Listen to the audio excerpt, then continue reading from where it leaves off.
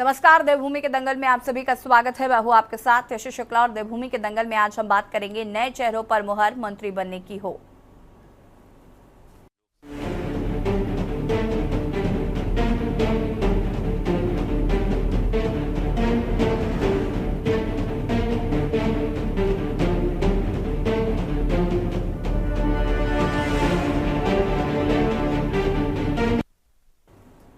उत्तराखंड में एक बार फिर मंत्रिमंडल विस्तार और दायित्व बंटवारे की चर्चाएं तेज हो गई हैं। खुद मुख्यमंत्री पुष्कर सिंह धामी ने इसकी पुष्टि की है।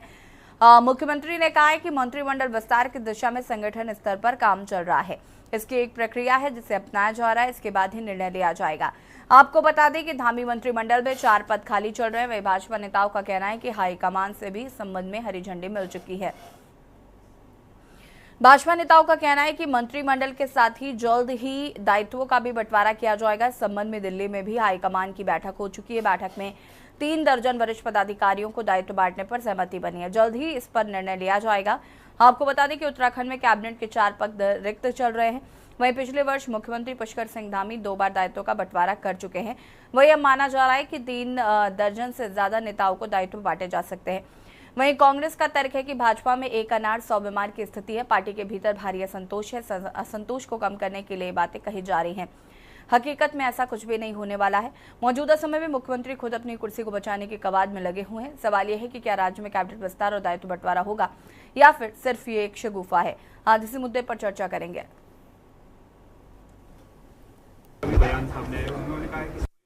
कर लिया गया है, हाईकमान से मिलते ही अनुमति मंत्रिमंडल विस्तार कर लिया जाएगा। इस तरीके से आप देखते हैं कि वास्तव में काफी सीटें खाली है, जरूरी नहीं, उस दिशा में काम चल रहा है और चूंकि संगठन की एक प्रक्रिया के तहत सब काम हमारे यहाँ होते हैं, वो काम आगे बढ़ रहा है। देखिए, भाजपा में एक अनार 100 बीमार की स्थिति है। 2.5 साल मुख्यमंत्री को पदभार ग्रहण किए हो गया है और उससे पहले भी मुख्यमंत्री रहे हैं साल भर तक, तब भी मंत्रिमंडल का विस्तार नहीं किया था। आज भी अभी तक मंत्रिमंडल का विस्तार नहीं हुआ है। एक अनार 100 बीमार की स्थिति है। भारतीय जनता पार्टी के अंदर सिरकुटवल है और ये तय नहीं कर पा रहा कि भारतीय जनता पार्टी का नेतृत्व या मुख्यमंत्री ये तय नहीं कर पा रहे कि किसको मंत्री बनाएं। लंबी फहरिस्त है, वरिष्ठतम लोग हैं, कुछ को लाना चाहते हैं, लेकिन ये मंत्रिमंडल आप देख रहे हैं मुख्यमंत्री की मर्जी का मंत्रिमंडल नहीं है। मंत्रिमंडल मुख्यमंत्री के ऊपर थोपा गया है और जहाँ भी देखो मुख्यमंत्री अकेले काम कर रहे हैं। लेकिन मुझे लगता नहीं कि मंत्रिमंडल का विस्तार होगा क्योंकि मुख्यमंत्री जी दबाव में हैं। चर्चाएं हो रही हैं, क्या लगता है 2 साल बाद अब मंत्रिमंडल विस्तार होगा तो उसका क्या भैया फायदा? क्यों गलती करेंगे मुख्यमंत्री जी मंत्रिमंडल विस्तार की? जब तक ये अंगूर पेड़ पर लटके हुए हैं तब तक सब देखे हुए हैं, और जिस दिन ये अंगूर किसी के झोली में आ जाएंगे तो फिर देखिए आप भाजपा में कितनी लठम लठ होती है। इसलिए मुख्यमंत्री जी ने एक आर्ट डेवलप कर दिया कि कुछ पदों को खाली रखो और भरे भी जाएंगे तो देखिएगा अब 1-2 हो सकता है इस दबाव को टालने के लिए। लेकिन अभी हाल में अपने प्रदेश नेतृत्व की बैठक हुई है और उस बैठक में ये परामर्श हुआ, ये चर्चा हुई है कि कैबिनेट के रिक्त पदों को भरना, और प्रदेश के अंदर ऐसे हमारे बहुत सारे सीनियर नेता हैं जो समाज के क्षेत्र में किसी विषय के क्षेत्र में लगातार लंबे समय से काम कर रहे हैं। उनको राज्य सरकार में दायित्वधारी के रूप में नियुक्त करने का विषय है। इन दोनों विषयों पर चर्चा हुई है और जानकारी मिली है कि सरकार में कैबिनेट के रिक्त पदों को भी भरने के विषय में यथाशीघ्र भरने का निर्णय हुआ है और राज्य में दायित्वधारियों की नियुक्ति पर भी चर्चा हुई है। मुझे लगता है कि करीब 3 दर्जन वरिष्ठ पदाधिकारियों को दायित्वधारी के रूप में जो है नियुक्ति करने का उस पर निर्णय हुआ है, सहमति बनी है। तो उम्मीद करते हैं कि यथाशीघ्र उस पर जो है नियुक्तियाँ होंगी और इससे कार्यकर्ताओं में भी एक सकारात्मक संदेश जाएगा, क्योंकि पार्टी में लंबे समय से लोग काम कर रहे हैं। पार्टी के काम करने के साथ साथ में वो विभिन्न क्षेत्रों में भी काम कर रहे हैं। तो ऐसे लोगों को नियुक्ति किए जाने के बाद सरकार को भी उनके अनुभव का लाभ मिलेगा, उनकी योग्यता का लाभ मिलेगा, और जो पार्टी में कार्यकर्ता लंबे समय से काम कर रहे हैं उनमें भी एक नई ऊर्जा का संचार होगा कि कार्यकर्ताओं की क्षमताओं का, योग्यताओं का उपयोग सरकार में किया जा रहा है।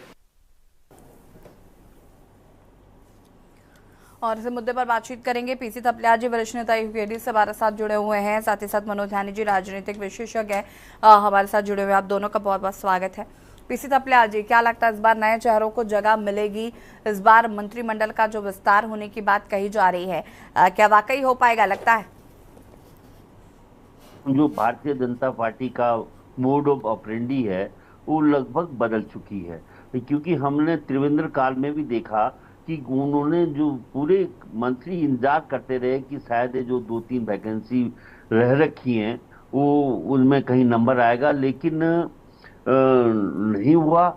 और ये इस धामी मंत्रालय में भी वही स्थिति है, क्योंकि अभी जो हरीश रावत जी का जो बोलना था वो बहुत बड़े अनुभव के साथ उन्होंने कहा कि अगर इन्होंने बना दिए तो एक गृह युद्ध भारतीय जनता पार्टी के अंदर छिड़ जाएगा। जहां तक जनता का सवाल है तो सरकार जन उन्मुखी है ही नहीं, इसलिए जनता को कोई फर्क नहीं पड़ता, क्योंकि जिस तरह का आजकल एक कार्य प्रणाली बन गई है, मंत्री जी होंगे, मंत्री जी के नेताजी के कार्यकर्ता होंगे, और वो कार्यकर्ताओं की डकैती फौज जब मंत्री बन जाता है आदमी, उनके लिए एक बड़ा भारी रोजगार का साधन बन जाता है। और जो अभी भाजपा के जो कहा कि मैं ऊर्जा भर जाती है जब आएगा, एक इस छोटे से राज्य में एक बहुत बड़ी महामारी है। इस महामारी के तहत जो चूसने वाले, खून चूसने वाली जोंक हैं, उनकी संख्या बढ़ जाती है। गरीब राज्य है, इसके अपने संसाधन बहुत सीमित रह गए हैं, क्योंकि सरकार ने कोई भी कमाऊ का संसाधनों को प्रयोग न करके पूरे उत्तराखंड की सरकार को केंद्र आश्रित बन गया। जिस तरह से केंद्र आश्रित 5 किलो राशन में हमारी जनता है, उसी तरह से हमारी जो राज्य सरकार है वो भी केंद्र आधारित बन गई है। जो केंद्र पोषित पैसा इनको मिलेगा उसी की बदरबाट करके अपना गुजारा कर रहे हैं। हम देख रहे हैं, हमने देखा कि बड़ी जोर से बोलते हैं मुख्यमंत्री जी, बिल्कुल भ्रष्टाचार नहीं होगा, लेकिन जब भ्रष्टाचार की हम कोई बात करता है कि भाई तुम्हारे यहाँ पे या तुम्हारे सैन्य दाम में भ्रष्टाचार हो रहा है, तुम्हारे उद्यान में भ्रष्टाचार हो रहा है, तुम्हारे नगर निगम में भ्रष्टाचार हो रहा है, तो उस समय मालूम नहीं क्यों सांप सूंघ जाता है इनको। कैसे अखबारों की सुर्खियों में देखिए आप, इनका जीरो टॉलरेंस है, लेकिन जमीनी हकीकत कुछ और है। इस तरह से जिस तरह से जनता को धोखे में रखकर शासन कर रहे हैं, तो वो निंदनीय है। और उसको निश्चित रूप से जिस दिन जनता इस बात को समझेगी तो इनकी वही स्थिति होगी कि सड़कों में दौड़ा के भगाएंगे लोग इनको, क्योंकि ये लोग जनता की जो भावनाएं हैं उनको दरकिनार करते हुए केवल अपने केंद्रीय नेताओं मठाधीशों के आश्रित चल रहे हैं। और इनकी जो मुख्यमंत्री जी भी हैं, अभी कह रहे थे साहब इनके मुताबिक लोगों का मंत्रिमंडल में आना, निश्चित रूप से जो केंद्र तय करेगा वो मंत्री होंगे। और केंद्र अभी उस बोझ को क्यों इस राज्य में एक एक्स्ट्रा बोझ डालना है, शायद इसलिए इतने 2-2.5 साल से नहीं बने, आगे भी नहीं बनेंगे तो कोई बड़ा नुकसान इस राज्य को नहीं होने वाला, बल्कि बचत होगी। क्योंकि ये लोग ठोकते हैं उत्तराखंड के जनता के पैसों को, धन पे ऐसो आराम करेंगे, उड़ेंगे, इधर उधर खर्च करेंगे, और बहुत ही बर्बादी की स्थिति में इस राज्य को पहुंचाने के सारे ये लोग जिम्मेदार हैं। ठीक है, गिरिराज किशोर जी, हिंदवान प्रदेश प्रवक्ता कांग्रेस से हमारे साथ जुड़ चुके हैं, बहुत बहुत स्वागत है गिरिराज जी आपका भी। और जपेंद्र जी भी हमारे साथ जुड़ चुके हैं प्रदेश प्रवक्ता बीजेपी से, आपका भी जपेंद्र जी स्वागत है। गिरिराज जी, क्यों लगता है कि बीजेपी मंत्रिमंडल का विस्तार नहीं कर पाएगी? अगर उनकी मंशा है, अगर धामी जी कह रहे हैं कि हम मंत्रिमंडल विस्तार करेंगे, तो इसमें कांग्रेस को क्यों दर्द हो रहा है, और कांग्रेस को क्यों नहीं लगता कि मंत्रिमंडल विस्तार हो पाएगा? ये सिर्फ महज शगुफा है।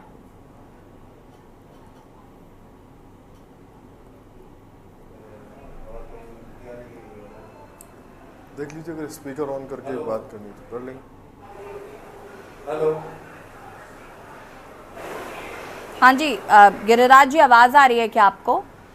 अगर स्पीकर ऑन करके बात करनी नहीं। ठीक है, गिरिराज जी की आवाज को प्लीज फिक्स करिए, उनकी आवाज नहीं आ पा रही है हम तक। कुंवर जपेंद्र जी का रुख कर लेते हैं तब तक। जपेंद्र जी जरा बताइए, विपक्ष को लगता है कि आपकी मंशा ठीक नहीं है, एक अनार 100 बीमार वाली स्थिति है, हर कोई मंत्री बनना चाहता है, दिल्ली के चक्कर काट रहा है, हर कोई बताना चाहता है कि भाई हम प्रधानमंत्री और रक्षा मंत्री और गृह मंत्री के खास हैं, इस तरीके की छवि, और साथ ही साथ कह रहे हैं कि मुख्यमंत्री अपनी कुर्सी को बचाने की कवायद में लगे हुए हैं, वो क्या मंत्रिमंडल विस्तार करेंगे? पहले तो आप सबको और आपके दर्शकों को स्वतंत्रता दिवस की हार्दिक बधाई। बहुत शुभकामनाएं आपको। हम लोकतांत्रिक देश में रहते हैं और लोकतांत्रिक देश के अंदर मर्यादाएं हैं, हमारा संविधान है और उस संविधान के अंतर्गत ही सरकार भी काम करती है और सिस्टम भी काम करता है। अगर कुछ मंत्री बनाए जाने हैं तो बनाए जाएंगे और कुछ लोगों को सम्मान दिया जाना है तो दिया जाएगा। भाजपा कुछ अलग करने नहीं जा रही है। जो भी मौके की सरकार होती है वो अपने कार्यकर्ताओं को आगे बढ़ाने का काम करती है। मंत्रिमंडल का विस्तार भी होता है, पर देश के अंदर विकास को गति देने के लिए अनेकों तरह के निर्णय लेने पड़ते हैं, तो ये सभी सरकारें करती हैं और भारतीय जनता पार्टी भी अगर करे तो उसमें कोई प्रश्न चिन्ह वाली बात नहीं है। हाँ, इतना जरूर है कि विपक्ष के सुझाव क्या हैं, विपक्ष का अपने प्रदेश के हित के लिए क्या किस तरह से अपना सहयोग दे सकता है, ये एक नई परंपरा जरूर इस प्रदेश में आ जानी चाहिए, क्योंकि हम सब उनकी सरकार थी तो उन्होंने प्रदेश का विकास किया। जनता ने उन्हें कितना पसंद किया कितना नापसंद किया ये नतीजों ने साफ कर दिया। अब भारतीय जनता पार्टी की सरकार है तो भारतीय जनता पार्टी प्रयास कर रही है, हमारे मुख्यमंत्री जी प्रयास कर रहे हैं और हमारे आगे बहुत बड़ा एक टारगेट है कि 25वीं वर्षगांठ बहुत जल्दी 2025 में, अगले साल 25वीं वर्षगांठ हम लोग मनाएंगे। तो ये चैलेंज भी था और उस चैलेंज को युवा मुख्यमंत्री ने एक्सेप्ट करा है और भरोसा दिया है उत्तराखंड की जनता को कि 25वीं वर्षगांठ जब हम मनाएंगे तो देश के अंदर उत्तराखंड एक अग्रणीय राज्यों की पंक्ति में शुमार खड़ा हुआ पाएंगे देशवासी भी और उत्तराखंड वासी भी, और उसी दिशा में सरकार आगे बढ़ रही है और हमें पूरा यकीन है कि हम कामयाब होंगे। नहीं, देखिए आपने कहा कि संवैधानिक प्रक्रिया है, सब कुछ ठीक है, लेकिन अगर आप इतना ही गंभीर होते तो अब तक हो चुका होता ना मंत्रिमंडल विस्तार। मुख्यमंत्री को ये 2-3 एक्स्ट्रा पद लेके नहीं चलना पड़ रहा होता।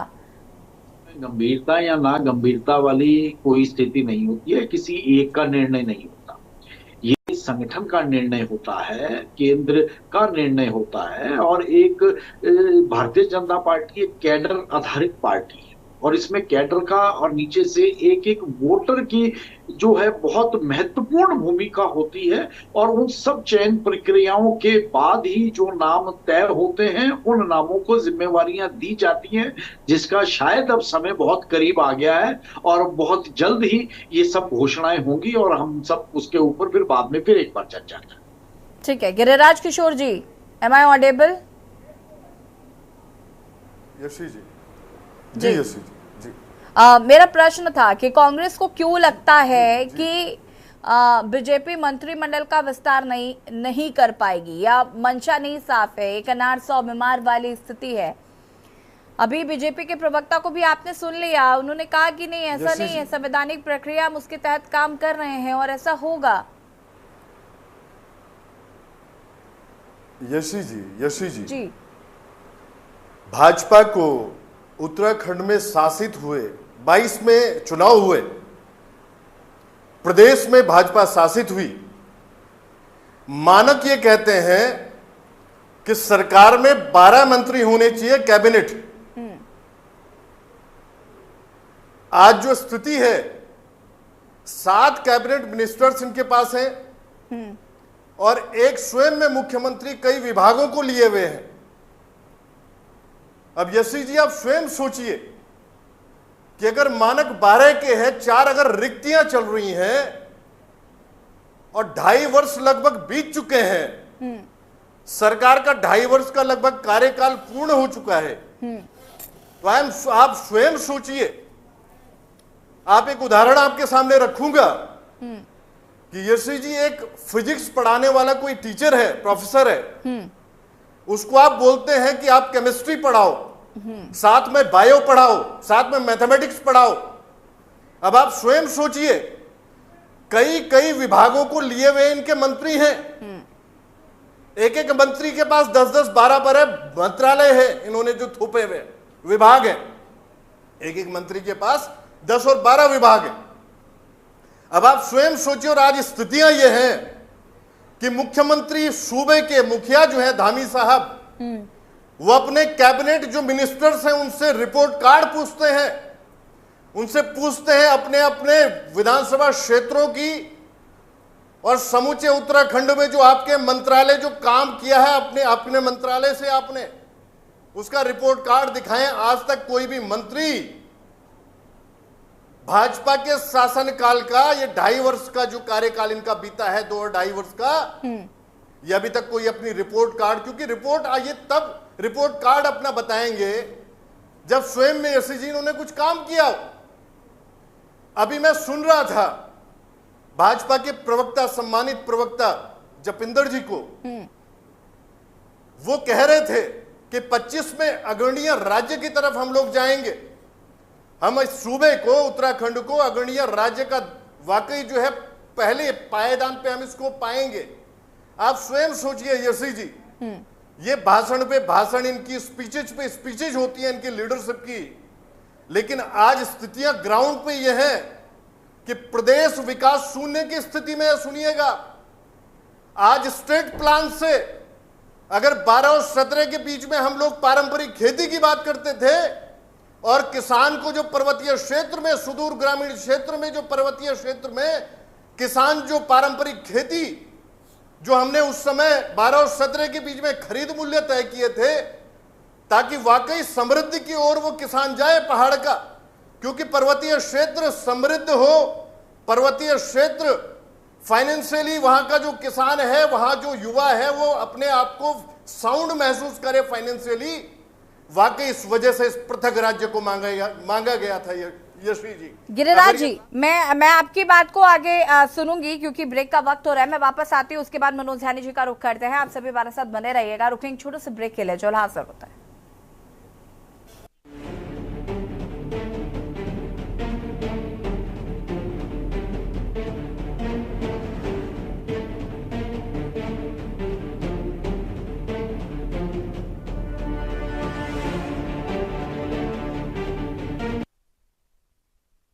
ब्रेक के बाद एक बार फिर से आप सभी का स्वागत है और बात कर रहे हैं नए चेहरों पर मुहर, मंत्री बनने की होड़। आज इसी पर चर्चा, क्योंकि मंत्रिमंडल के विस्तार की चर्चाएं तेज हो गई हैं। मुख्यमंत्री धामी ने भी इस पर बयान दिया है और कहा कि जो प्रक्रियाएं हैं उनको पूरा किया जा रहा है, साथ ही साथ मंत्रिमंडल का विस्तार जल्दी होगा। हालांकि विपक्षी दल इसे महज एक सिगुफा बता रहे हैं। आज हम इसी मुद्दे पर चर्चा करें। मेहमान हमारे साथ लगातार बने हुए मनोज ध्यानी जी का रुख कर लेते हैं।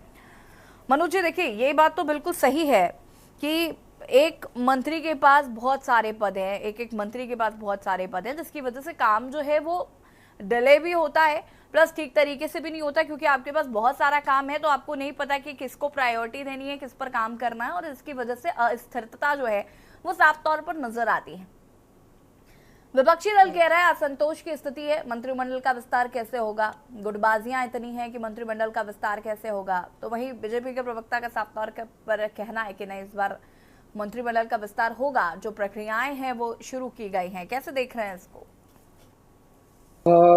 पहले तो मैं यहाँ उपस्थित सभी राजनीतिक दलों के और आपके चैनल के सभी दर्शकों को स्वतंत्रता दिवस की 78वें स्वतंत्रता दिवस की शुभकामनाएं देता हूँ। शुक्रिया आप। देखिए, हमें ये समझना चाहिए कि ये नियमन कहाँ से बना है वर्तमान में। थोड़ा अगर हम इतिहास में डालें तो आज़ादी के बाद भारत में जो पहला मंत्रिमंडल था प्रधानमंत्री नेहरू जी का, उसकी आकार जो है 15 सदस्य उसमें थे और बहुत छोटा था और इफेक्टिव डिसीजंस उसने लिए। और लेकिन बाद में जब गठबंधनों की सरकारें आई, मोर्चा की सरकारें आई, तमाम जो बाध्यता होती है उसके चलते मंत्रिमंडलों का आकार जो है राज्यों में भी और केंद्र में भी बढ़ा है। और उसके साथ साथ जो दायित्वधारी है उनके भी बहुत डिमांड्स बड़ी हैं और उनको कहीं ना कहीं पॉलिटिकल एडजस्टमेंट के तहत निगमों में और उचित प्रतिष्ठानों में बिठा दिया जाता है। तो ये सेटिंग गेटिंग का गेम राजनीति में चलता रहता है। लेकिन 2003 में अटल बिहारी वाजपेयी जी की सरकार थी, तो उस समय 91 अमेंडमेंट एक्ट आया और उसमें 1900 अनुच्छेद 74, अनुच्छेद 75 और अनुच्छेद 164 में कुछ चीजें निर्दिष्ट की। अब चूंकि हम राज्य के विषय में बात कर रहे हैं, तो उसमें एक मिनिमम क्राइटेरिया 15% का फिक्स कर दिया कि 15% जो मंत्री, जो विधान मंडल का जो आकार है उसके 15% मंत्री रखे जा सकते हैं। और ये प्रीरोगेटिव केंद्र में प्रधानमंत्री जी का होता है, राज्य में मुख्यमंत्री का होता है, वो जिसे चाहें उसे रखें।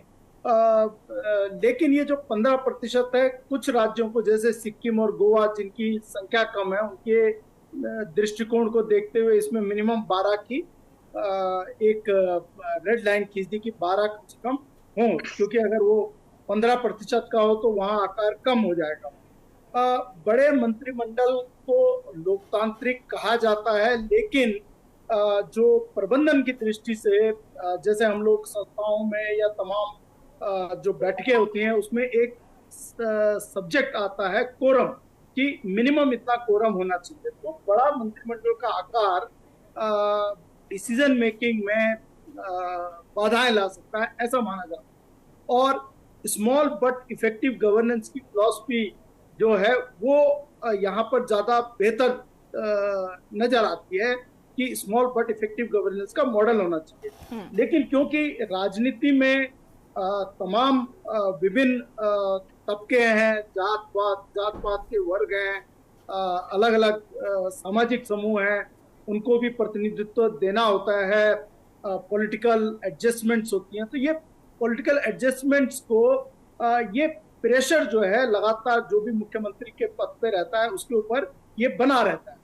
और इस चुनौती का सामना प्रत्येक मुख्यमंत्रियों ने किया। और माननीय नारायण दत्त तिवारी के टाइम पे तो लाल बत्तियों की एक पूरी जमात खड़ी हो गई थी। और मुझे याद है कि कांग्रेस कार्यालय में एक मंत्री तो बाकायदा अपने सर पे लाल रेड जो है वो पहन कर आ गए थे कांग्रेस दफ्तर में, और वहां उन्होंने प्रेस कॉन्फ्रेंस की थी। और हरीश रावत जी के बिल्कुल बहुत नजदीकी हैं, अभी भी बड़े छटपटाते रहते हैं। तो मेरा कहने का मतलब है, मेरा तात्पर्य यह है कि ये जो बड़ी संख्या में लाल बत्तियों की जो होड़ रहती है, या मंत्री पद पाने की लालसा रहती है, या निगमों में अपने स्थान प्राप्त करने की रहती है, ये राजनीति लोकतांत्रिक तो है, लेकिन लोकतंत्र से ज्यादा आर्थिक रूप से अगर दृष्टिकोण से देखा जाए तो बहुत नुकसानदायक होती है, बहुत भार पैदा करती है। और ऑलरेडी आप देखिए कि बहुत बड़ा एक्सचेकर जो है हमारे ऊपर बर्डन रहता है, वो बर्डन बढ़ जाता है। और मैं जानता हूं कि हमारे प्रदेश में बहुत सारे न्यायालय प्राधिकरणों के लोगों को जानता हूं, मैं ब्यूरोक्रेट्स को जानता हूं, मंत्री जो सरकार के हैं उनके अगर 4-4 विभाग हैं तो उनके पास 4-4 गाड़ियां हैं, उनके पास चारों विभागों के उन्होंने नौकर चाकर रखे हुए हैं। मतलब इट्स ए बेसिकली लूट। और मैं समझता हूं कि यहाँ पर सभी राजनीतिक दलों के लोग बड़े मनोज जी आप वापस आएंगे, ब्रेक का चूंकि वक्त हो रहा है, आप सभी हमारे साथ बने रहिएगा। रुकेंगे छोटे से ब्रेक के लिए, जो हाजिर होता है।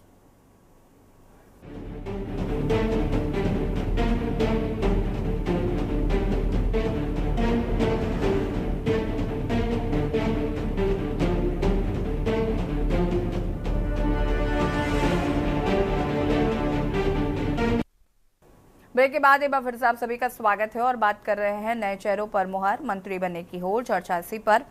जपेंद्र जी का रुख कर लेते हैं। जपेंद्र जी, यहाँ पर अभी आपने गिरिराज जी को सुना, आपने खुद कहा कि हम 2025 में अग्रणी राज्यों में खड़े होंगे, और जो स्थिति है उसको देखकर लगता नहीं कि 2025 में हम अग्रणी राज्यों में पहुंच पाएंगे, जैसा कि अभी गिरिराज जी कह रहे थे। साथ ही साथ मंत्रिमंडल का विस्तार हो, ये सभी चाहते हैं और हो जाए ये बेहतर है। देश जनता के लिए भी, उत्तराखंड की जनता के लिए भी काफी बेहतर होगा, क्योंकि जिस तरीके से विभागों की अनदेखियां हो रही हैं या काम नहीं हो पा रहे हैं, काम प्रभावित हो रहे हैं, ये एक बड़ा फैक्टर काम कर रहा है इस वक्त। पहले तो सवाल गिरिराज जी का नहीं है। गिरिराज जी के शासक पूरी कांग्रेस ही ऐसे मानती है। अगर ऐसे नहीं मानेगी तो फिर इनका तो अस्तित्व भी खत्म हो जाएगा, राजनीतिक अस्तित्व पे संकट आ जाएगा। अगर भारतीय जनता पार्टी ने काम ना किया होता तो उत्तराखंड की जनता एक बार फिर प्रदेश के अंदर भारतीय जनता पार्टी की सरकार को क्यों चुनती? सबसे पहले तो ये सब। हाँ, हो सकता है कि राजनीतिक कारणों से आप कुछ चीजों से संतुष्ट ना हो, क्योंकि आपको होना भी नहीं चाहिए। अगर आप सरकार के अच्छे कामों से संतुष्ट हो जाएंगे, आप उसकी आलोचना नहीं करेंगे, तो आप तो पहले ही राजनीतिक संकट में, ऊपर से आपका राजनीतिक संकट और गहरा जाएगा। तो राजनीति के लिए ये सारी चीजें ठीक है, हम मानते हैं कि आप लोग गिरिराज जी 10 सेकंड।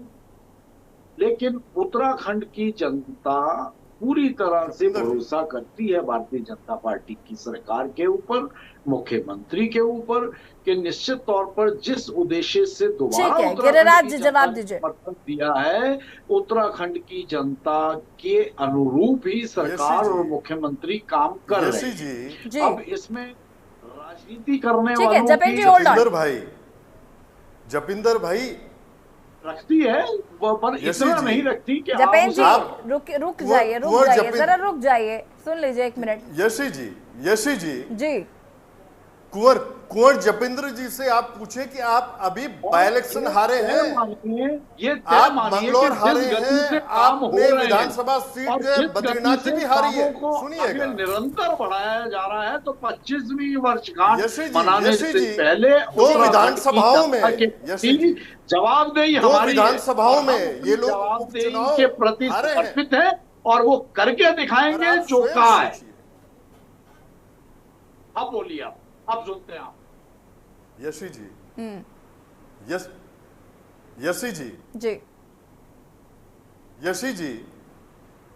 गिरिराज जी, अगर कांग्रेस पार्टी आज अगर कांग्रेस पार्टी यशी जी उत्तराखंड में ये कहती है विपक्ष में रहते हुए कि सरकार का मंत्रिमंडल पूर्णता की तरफ जाना चाहिए, अगर 12 मंत्री चाहिए, तो जनमानस जो उत्तराखंड का है वो अगर सरवाइव कर रहा है, वाकई जो 4 रिक्तियां हैं, आप सोचिए, अगर 2.5 वर्षों से वो रिक्त पड़े हुए पद और एक्स्ट्रा बर्डन पे बर्डन आपने मंत्रियों को दिया हुआ है, और यशी जी मंत्रियों की स्थितियां ये हैं कि इनके समस्त मंत्री लग्जरी लाइफ जी रहे हैं देहरादून में रहते हुए। सुनिएगा, अपने विभाग, जितने विभाग इनके पास हैं, आज अगर मैंने बात रखी कि अगर प्रदेश के मुखिया उनसे रिपोर्ट मांग रहे हैं मंत्रियों से, अपने कैबिनेट मिनिस्टर्स से, तो वो रिपोर्ट देने की, रिपोर्ट कार्ड दिखाने की स्थिति में नहीं है मुखिया को, मुख्यमंत्री को। अब आप स्वयं सोचिए, आज इनकी स्पीचेज है, आज जो आखिरी पायदान पे ग्रामीण बैठा हुआ है, उसकी मूलभूत उसकी जो सुविधाएं हैं वो उसको नहीं मिल पा रही हैं, उससे वंचित है वो, चाहे हेल्थ फैसिलिटीज हो, चाहे उसके बच्चे की एजुकेशन हो, चाहे वाकई आज जो युवा जो वाकई आज बेरोजगारी चरम पे है पर्वतीय क्षेत्र में।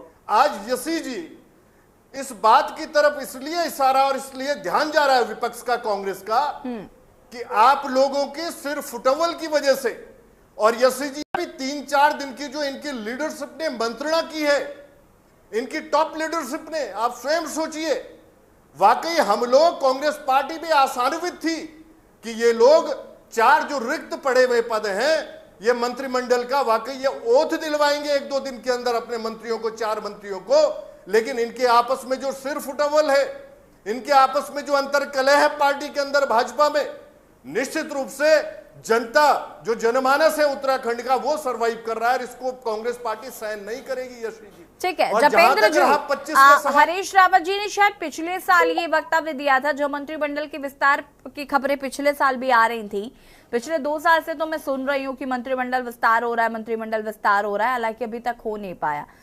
फिलहाल अगर हम हरीश रावत जी की बात करें तो हरीश रावत जी ने पिछले साल ये बात कही थी कि ये मंत्रिमंडल विस्तार करके तो देखें, ये जैसे ही मंत्रिमंडल विस्तार करेंगे वैसे ही इनकी सरकार गिर जाएगी। ये पिछले साल का उनका वक्तव्य है और उन्होंने कहा था कि ये मंत्रिमंडल का विस्तार कर ही नहीं सकते, ये करेंगे इनके मंत्री इनके अगेंस्ट हो जाएंगे। यशी जी, हरीश रावत जी को ये सोचने का अधिकार है, क्योंकि वो जिस दल से संबंधित है वहां सरकारें ऐसी ही गिरी हैं, आज तक ऐसी ही गिरती रहेंगी। लेकिन ये भारतीय जनता पार्टी है। हरीश रावत जी का आकलन थोड़ा सा गलत हो गया, और अगर इतने अच्छा उनका राजनीतिक आकलन होता तो इस प्रदेश के अंदर राष्ट्रपति शासन ना लगता। उन्हें जब सरकार चलाने का मौका मिला तो वो कामयाबी से सरकार, उनका सोचना अपनी जगह ठीक है। हम बहुत सम्मानित नेता हैं उत्तराखंड के, हम जपिंदर जी, राष्ट्रपति शासन लगने के बाद सरकार की बहाली भी हुई है, सुनिएगा। ऐसे ही होता है, ऐसे ही सरकारें गिरती रही हैं, ऐसे ही वहां पे जो है आपस में झगड़े होते रहे। लेकिन ये भारतीय जनता पार्टी की सरकार है, हम भी यही है, हमारे ये साथी भी यही है, और हमारे राष्ट्रपति शासन लगने के बाद होगा, सरकार की बहाली भी हुई है कोर्ट से, में होगा। ये भी इनको बोलिए जपिंदर जी को। जपेन जी, ये बात तो सही है कि राष्ट्रपति शासन के बाद सरकार की बहाली भी तो हुई। बहाली किन हालात में हुई और उस बहाली के बाद क्या हुआ, क्या क्या आपके वहां पे रिकॉर्डिंग्स आई बाहर, वो कितना उस प्रदेश की छिछालेदार हुई, तो ये भी तो एक चिंतनीय है ना। हम उस पर हम सब लोग बात ही नहीं। अब आप सोचिए, अब आप भाजपा के नेतागण प्रवक्तागण यशी जी कांग्रेस कोर्ट का जो फैसला है उसको भी कह रहे हैं कि हालात में भी सोचिए तरक्की की ओर बढ़ते हुए राज्य का, चलिए ठीक है, पीसी थपलियाल जी, वासियों के अधिकारों का किस लेवल पर जाके हनन का। पीसी थपलियाल जी, उम्मीद है कि इस बार मंत्रिमंडल में नए चेहरे हो सकते हैं। देखो, नए चेहरे पुराने चेहरे इसमें कोई खुशी नहीं, क्योंकि वही ग्रुप है जो हमारे 24 साल से सामने आता जा रहा है। और ताश की पत्तों की तरह मुख्यमंत्री कांग्रेस भी बदल रही है और भाजपा भी बदलती है।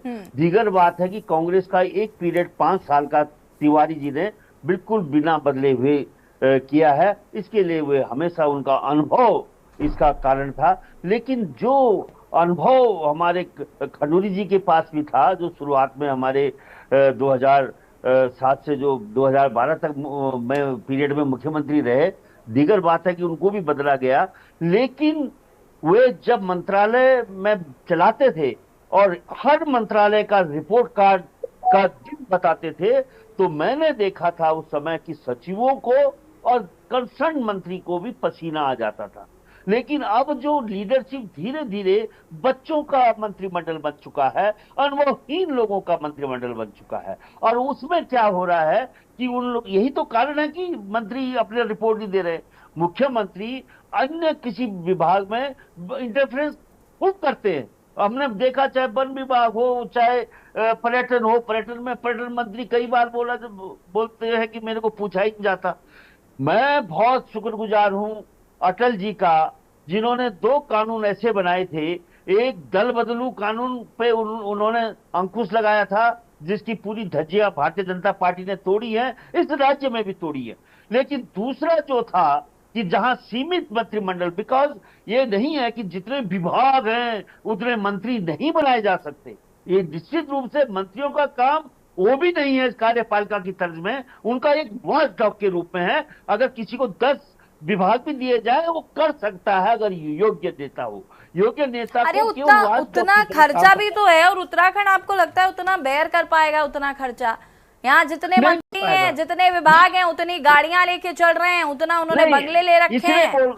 मैडम, मैं इसलिए बोल रहा हूँ कि कांग्रेस के अभी प्रवक्ता ने ये मुद्दा उठाया था कि साहब कम में, मैं तो बोल रहा हूँ कि अगर और कम मंत्री रखें तो सरकार, क्योंकि आजकल व्यवसाय बन गया इन नेताओं का मंत्रालय। ये लोग ये एक बड़ा प्रॉब्लम है, लेकिन इसका कुछ कर नहीं सकते ना थपलियाल जी। अब ये तो जो है सो है जी, इसका हम क्या ही कर सकते हैं। अब ऐसी स्थिति में सरकार, जनता सफर कर रही है। बिल्कुल, ये इसमें कोई दो राय नहीं। देखिए, इसको लेकर मुझे भी कई बार लगता है कि इन सब चीजों पर थोड़ा सा लगाम कंट्रोल होना चाहिए। अभी बीच में मुख्यमंत्री जी ने कहा था कि चाहे जितने विभाग हो, मंत्रियों को अपनी गाड़ियां कम कर देनी चाहिए, तमाम चीजें हुई थी, उनके एक्सपेंसेस पर रोक लगाने की बात कही गई थी। लेकिन मुझे नहीं लगता कि किसी के एक्सपेंसेस पर रोक लगाओ, मुख्यमंत्री जी खुद ही उसको अमल में ले आए हो तो बात अलग है। मैडम, मुख्यमंत्री खुद उदाहरण पेश नहीं कर रहा है, खुद हवाई कटर में इधर उधर भागता फिर रहा है, जहां नहीं जाना चाहिए वहां भी जा रहा है, जहां नहीं बोला जा रहा है साहब कहां जा रहे हैं हम दिल्ली में। लेकिन थपलियाल जी,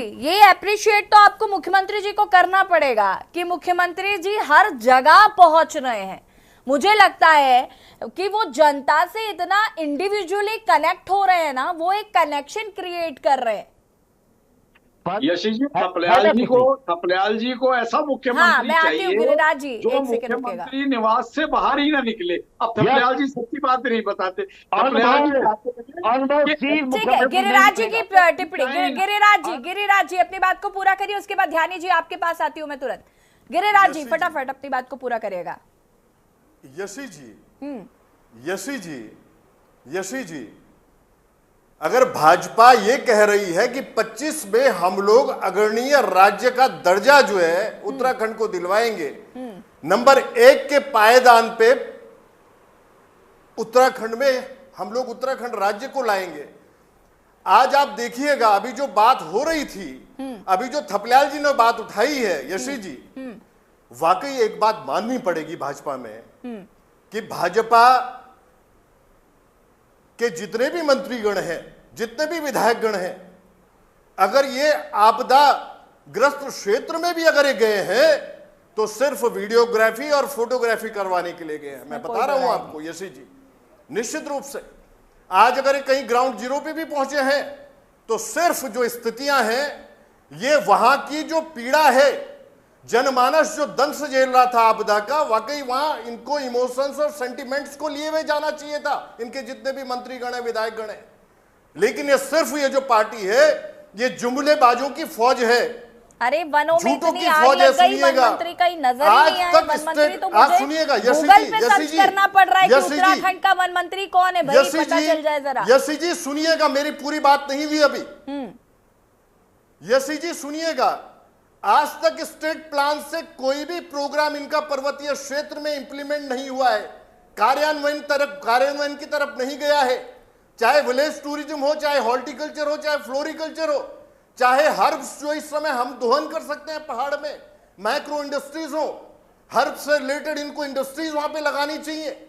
लेकिन नहीं, इस तरफ भाजपा कभी नहीं जाएगी और ये बोलेगी स्टूडियो में आके, चैनल्स में, न्यूज चैनल्स में आके अपना पक्ष जब रखेगी, सुनिएगा, जब अपना पक्ष रखेगी यशी जी, तो कहेंगे लोग कि हम लोग 25 में अग्रणीय राज्य बना रहे हैं उत्तराखंड को। आप सोचिए यशी जी, कैसे पॉसिबल है? अगर आप स्ट्रॉन्ग विल को लिए हुए, अगर वाकई स्ट्रॉन्ग विल को लिए हुए अगर नहीं जा सकते हैं आगे, अगर वाकई पर्वतीय क्षेत्र में आपके लिए कोई प्रोग्राम नहीं है, जिस वजह से पृथक राज्य संभव है कि नहीं है, तो निश्चित रूप से अगर सरकार 25वीं वर्षगांठ से पहले राज्य को अग्रणी राज्य बनाना चाहती है तो बताइए ये संभव है कि नहीं है? यशी जी 2000 सुनिएगा, यशी जी मेरी बात पूरी होने दीजिए। 2002 और 7 के बीच का जो पंडित नारायण दत्त तिवारी जी का कार्यकाल था, सुनिएगा यशी जी, उस समय इंफ्रास्ट्रक्चर तैयार किया गया उत्तराखंड में, सिडकुल लाया गया। सुनिएगा, जितना फार्मास्यूटिकल है पूरा तिवारी जी की देन है। अगर रीड अगर कहीं मैं मानता हूं इन 24 वर्षों में, तो तिवारी जी ने 2002 और 7 के बीच में उत्तराखंड को खड़ा करने का कार्य किया। और 12 और 17 के बीच में जो कार्य कांग्रेस पार्टी का था, निश्चित रूप से हम लोग इंप्लीमेंटेशन की तरफ बढ़े। पारंपरिक खेती में, पर्वतीय क्षेत्र में हम लोग इंप्लीमेंटेशन की तरफ बढ़े। विलेज टूरिज्म में गांव को हाइजीन बना के, वाकई टूरिस्ट आना चाहता है वहां पे। यशी जी, अगर इनको ग्रोथ बढ़ानी है, अगर इनकम ऑफ सोर्सेज रेज करने हैं, तो उस हाइजीन बना के उस गांव को उसी परिवेश में। लेकिन गिरिराज जी, विपक्ष को थोड़ा सहयोग करना चाहिए। अगर वो विकास करने जाते हैं तो आपको उसमें भी तो प्रॉब्लम है। आप चाहते हैं कि आपके अकॉर्डिंगली चीजें चले, तो भाई बीजेपी का भी तो अपना कुछ एजेंडा है, उनकी भी तो अपनी कुछ प्रिपरेशंस, अपनी कुछ तैयारियां हैं। अगर सुनो आप, अगर ये लोग विकास की तरफ बढ़ते हैं, सुनिएगा, अगर ये लोग वाकई इंप्लीमेंटेशन की तरफ बढ़ेंगे जो प्रोग्राम मैंने बताए, तो हम लोग कांग्रेस पार्टी इनको अप्रिशिएट करने का कार्य करेगी। और सुनिएगा यशी जी, एग्जैक्टली व्हाट माय पॉइंट, कि जो आपने किया अगर वो उसको आगे बढ़ाएंगे देन यू अप्रिशिएट, लेकिन उनका जो एजेंडा है या उनके जो काम है, आप उनको भी तो अप्रिशिएट करिए थोड़ा बहुत। यशी जी सुनिएगा, एप्रिसिएशन तब मिलेगी जब आप ग्राउंड पे काम करेंगे ना। आप जब इंप्लीमेंटेशन की तरफ जाएंगे, जो मैंने 2 और 3 चीजें आपके बीच में रखी हैं, विलेज टूरिज्म की बात रखी, हॉर्टिकल्चर की बात रखी, इसमें अगर वाकई हम लोग एग्जाम्पल अगर यशवंत सिंह परमार को, हिमाचल को रखते हैं, तो निश्चित रूप से अगर वो राइजिंग स्टेट है तो उसके पीछे जो मूल में कारण है कि वहां के विधायक, वहां के मंत्रीगण, वहां के मुख्यमंत्री जो परमार जी थे, उन लोगों ने सरशब्द बनाने का थोड़ा सा होल्ड ऑन करिएगा, मैं जरा ध्यानी जी का फटाफट रुक कर लेती हूँ, उसके बाद वापस आता है। ध्यानी जी मैं आपके पास आऊंगी, लेकिन उससे पहले आप सभी हमारे साथ बने रहिएगा। रुकेंगे एक छोटे से ब्रेक के लिए, जो हाजिर होता है।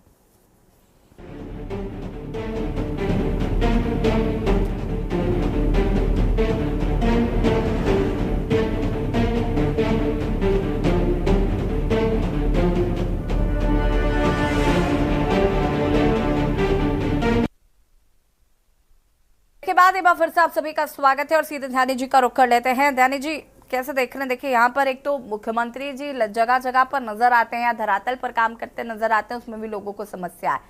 विपक्ष को लगता है कि हर जगह मुख्यमंत्री जी क्यों पहुंच जाते हैं, और जब वो नहीं पहुंचते, मुझे याद है कि जोशीमठ में शायद उनको पहुंचने में थोड़ी लेट हो गई थी, तो यही विपक्ष के लोग पूछ रहे थे कि मुख्यमंत्री कहाँ हैं, अभी तक पहुंचे क्यों नहीं। और फिलहाल मुख्यमंत्री जी मुझे लगता है अपनी तरफ से कोई कोर कसर नहीं छोड़ना चाहते हैं उत्तराखंड को अग्रणी राज्य में 2025 में खड़ा करने को लेकर। मंशा साफ है उनकी, लेकिन उनके जो मंत्री हैं क्या वो उनका साथ दे रहे हैं? देखिए, जहां तक पुष्कर सिंह जी का जो अभी तक का कार्य रहा है वो काफी अच्छा रहा है, और ये आप ठीक कह रहे हैं कि वो जहाँ पे समस्याएं खड़ी होती हैं या जो सुदूर पर्वतीय क्षेत्रों में भ्रमण का है, बड़े ऊर्जावान नजर आते हैं और हर जगह खड़े रहते हैं। लेकिन मैं जैसे कि पूर्व में कहा कि राजनीतिक हम अगर मंत्रिमंडल विस्तार की बात कर रहे हैं तो हमें एक प्रश्न करना चाहिए कि क्या जो प्रदेश की जटिल परिस्थितियां हैं उन समस्याओं के निदान के लिए, उनके निराकरण के लिए मंत्रिमंडल विस्तार हो रहा है, तो हमें उत्तर मिलेगा। और उत्तर है नहीं। वो क्यों हो रहा है? वो इसलिए हो रहा है कि उस संगठन को अपने संगठनात्मक ढांचे के मजबूत बनाने के लिए और वहां बैठे हुए जो जीत कर आए हैं, प्रतिनिधित्व दे रहे हैं, उनको एडजस्ट करना है। अब एडजस्ट किसको किया जाए? It will be on the merit, और जस्ट एक प्रतिनिधित्व देना है इसलिए आप एडजस्ट किया जाएगा। जैसे मैं अगर उदाहरण के तौर पे बोलूँ तो केंद्र में जैसे हम देखते हैं कि एक के बाद एक रेलवे एक्सीडेंट्स हो रहे हैं और बहुत बुरे हालात, लेकिन रेल मंत्री जो है वो एडजस्ट हैं और हैं मजबूती से वहां पे स्थापित है। तो it will be on merit और जस्ट फॉर एडजस्टमेंट पर्पज। मुझे लगता है कि पुष्कर सिंह धामी जी क्योंकि युवा हैं और एकाएक उनको मुख्यमंत्री का दायित्व मिला और बखूबी उसको निभा भी रहे हैं, लेकिन बहुत से ऐसे सीनियर्स हैं जो ये शायद डाइजेस्ट नहीं कर पा रहे कि एक युवा मुख्यमंत्री उनको नेतृत्व प्रदान करे, और यही कारण है कि जो वो लक्ष्य निर्धारित कर रहे हैं उसको अचीव नहीं कर पा रहे। मैं आपको बताता हूं कि ये मैं इसलिए बोल रहा हूं कि आदरणीय जितने भी यहाँ पर पैनल में बैठे हैं, जपेंद्र जी और थपलियाल जी तो बिल्कुल उस डिबेट का हिस्सा रहे हैं। हमने भू कानून पे, सख्त भू कानून पे यहाँ डिबेट की हाँ। और लेकिन भू कानून लागू नहीं हुआ, समिति की सिफारिशें आ गई और मुख्यमंत्री जी के वर्डिंग्स हैं वो नहीं कर पाए। मुख्यमंत्री जी का आंदोलनकारियों से वायदा था कि 10% क्षैतिज आरक्षण का विधेयक, और उन्होंने मंत्रिमंडल से पारित करवाया, उन्होंने अपनी ड्यूटी की है इस क्षेत्र में, लेकिन राजभवन से वो उसको पारित नहीं करवा पाए, वो नोटिफाई नहीं कर पाए। तो ऐसे कुछ मूल निवास का ऐसा ही सवाल है। तो बारीकी से अगर हम देखेंगे तो कुछ ऐसे जमीनी मुद्दे हैं जिनको शायद मुख्यमंत्री चाहते हुए भी उनके दिल पे शायद है कि ये हम पारित करें, जिस तरीके के मैंने उनके मनोभाव देखे हैं और जिस प्रकार से उनको सुना है। लेकिन यहाँ पर ऐसे घगाड़ किस्म के राजनीतिक भी हैं जो उनके कदमों को कहीं स्टॉल कर रहे हैं, और ये जो स्टॉलिंग प्रोसेस है इसको मैनेज करने के लिए उनको मंत्रिमंडल विस्तार करना पड़ेगा और तभी सरकार शायद स्थायित्व की तरफ और बेहतर संचालन की ओर शायद बढ़ पाएगी। ये शायद मुझे ऐसा लगता है कि ये मजबूरी खड़ी है और इसको एक्सेप्ट करना चाहिए। मनोज जी, देखिए, हम ये उम्मीद ही कर सकते हैं कि मंत्रिमंडल विस्तार हो तो वो जनता के भले के लिए हो, ना कि अपने राजनीतिक फायदे के लिए। फिलहाल आगे 2025 में जो अग्रणी राज्य की बात कही जा रही है वो कितना हो पाता है सक्सेसफुल, ये देखना होगा। फिलहाल आप सभी का बहुत बहुत शुक्रिया चर्चा में शामिल होने के लिए। और देवभूमि के दंगल में बात कर रहे थे नए चेहरों पर मोहर और मंत्री बनने की होड़। जिस तरीके से मंत्रिमंडल विस्तार की चर्चाएं काफी तेज हो गई हैं, जल्द ही मंत्रिमंडल विस्तार हो सकता है, नए चेहरों को जगह मिल सकती है। हालांकि वो कौन से चेहरे होंगे ये देखना होगा। देवभूमि के दंगल में फिलहाल इतना ही। देखते रहिए के न्यूज़ इंडिया। नमस्कार।